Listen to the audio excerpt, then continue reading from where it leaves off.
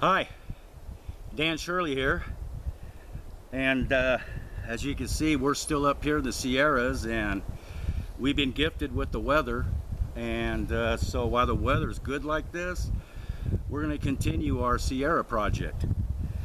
And I'd like to welcome to our Sierra project part 3. We've been at this now for about a month, and I'll tell you what, I got some exciting news for you. The other night we're doing our camp out, and we're in the back, and we're observing and listening and such. Oh, at probably about 2 o'clock in the morning, we heard a little bit of movement out, and that night it was, I mean, extremely dark. It was so dark, hell, I couldn't see my hand from that part from my eyes. Didn't do that good with a flashlight. Anyway, Garland fell asleep about 2 o'clock that morning, and I stayed awake doing fire watch, and about 3 o'clock that morning, I started hearing this heavy breathing that was coming from on the outside of my window.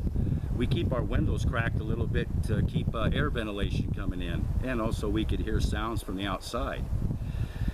So anyway, about 3 o'clock that morning, I started hearing this heavy breathing. And this went on for a couple minutes, off and on.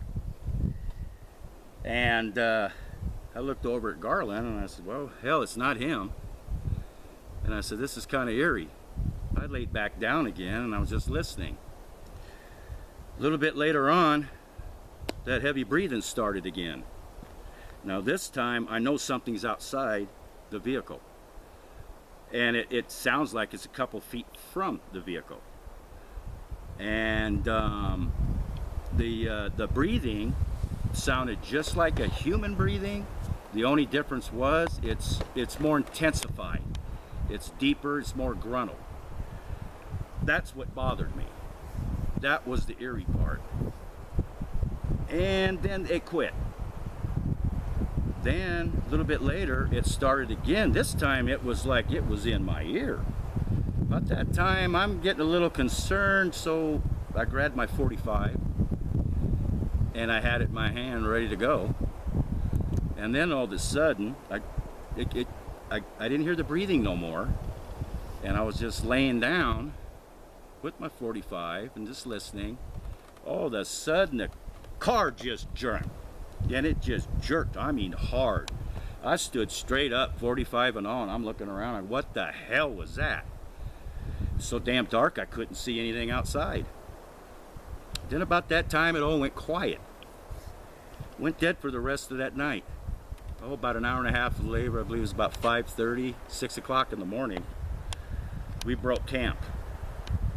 And it was too dark out here to see anything. If anything moved around, we figured we'd come back later in the daylight. Well, in the meantime, we went off and we had some breakfast. After our breakfast, we went walking up to the vehicle, me and Garland, and all of a sudden, we saw these 2 indentions on my hood. And I said, I'll be an SOB. That's what that was. That was the jar I felt in the vehicle, and that had to do with the heavy breathing. Look at, what I'm suggesting is this. What I think we had was actual contact. We had contact with a Squatch. I'm gonna try to give you a view of these dents on my hood. We're trying to do our best to get the lighting right for the camera. But there's 2 dents. There is one right here, and there is one right here. Give him a shot of that, Garland. Can you see the dents? Yes. Could you step to the side a little bit? Your reflection. Okay. Yes, I can see it. Okay, you got the dents? Yes. Okay. I'm going to give you the scenario. You can keep on the dents. I'm going to give you the scenario of what I think happened. I think what happened, because of the fact it was so dark that night, it used stealth over an edge. It came across over here from the side of this mountain, came down here, it bypassed all of our cameras. And it came here to about the front of the car, and I'm probably about right like this. And what they'll do too, I've seen it, well, they'll half squat and they kind of sway like this. I don't know why they do it, but they do it. And they kind of sway like this. Now, I'm kind of thinking he was probably doing this, and when he's coming over here, you're hearing that heavy breathing. See, which makes sense, because I'm right over here. That puts me about within 5 feet range away from him. Now, you picture something that's 8+ feet tall, 600+ pounds. Now, what I think he did is he came up to the vehicle about like so, like this, and such a curious creature anyway. And I think he was looking straight in the front of the windshield, and I think he did this. He went down here. Now this one dent, this left hand right here fits almost perfect in there. And the palm of my other hand right here fits right in the other dent. Here's your dents. Now see the way my hands are positioned, and I think he was doing this, and he pushed off.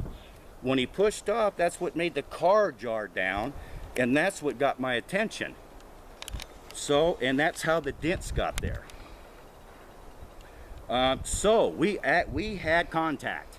We finally got contact. Now, there's a place over here on the side of this mountain.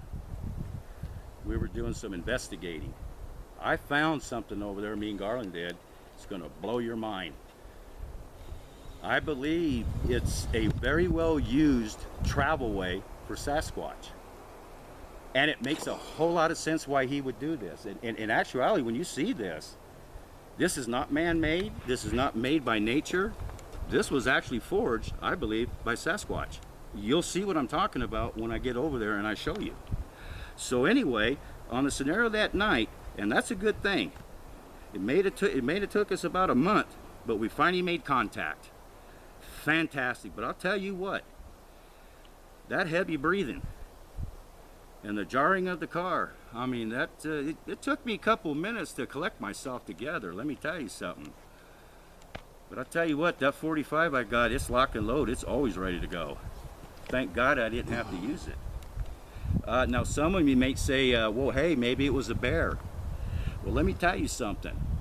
I've said it before up here in the previous videos I've been putting out. The bear around here are about as rare as hell.